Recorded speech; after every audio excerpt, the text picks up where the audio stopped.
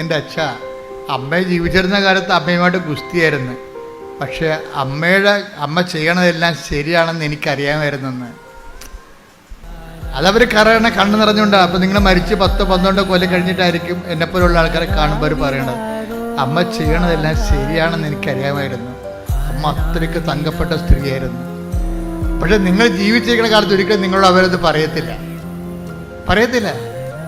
നിങ്ങൾ ജീവിക്കുന്ന കാലത്ത് അവർക്ക് താല്പര്യങ്ങൾ വേറെ ആരും നിങ്ങളോട് ഗുസ്തി വെക്കുകയുള്ളൂ.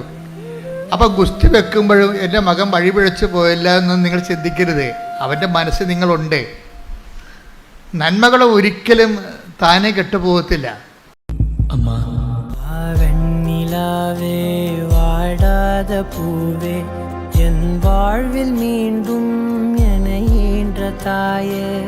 അതായത് അവരുടെ മനസ്സ് നിങ്ങളെ തോറ്റു, എൻ്റെ മകളെ വിശുദ്ധിയിലേക്ക് നയിക്കാൻ ഞാൻ തോറ്റുപോയി എന്ന് നിങ്ങൾ പറയരുത്. കാരണം അവളുടെ പ്രായത്തിൻ്റെത് കൊണ്ടും പിന്നെ കൂട്ടുകാരുടെ സമ്മർദ്ദം കൊണ്ടും പെട്ടെന്ന് ഇങ്ങനെ ഒരു തീരുമാനമൊക്കെ ഉണ്ടായതിൽ നിങ്ങളെ നിഷേധിച്ചല്ലത് നിങ്ങളുടെ ആ മനസ്സിൽ. അപ്പോഴും നിങ്ങൾ അവരെ നിങ്ങൾ ചാടിത്തുള്ളി അവിടെ കടുത്തേക്ക് കയറാൻ ഒന്നും പോയിട്ട് കാര്യമില്ല. ശാന്തമായി സൗമ്യമായി പ്രാർത്ഥിക്കുക. ഈ സൗമ്യത എന്ന് പറയുന്നത് ഒരു സാക്ഷ്യമാണ്.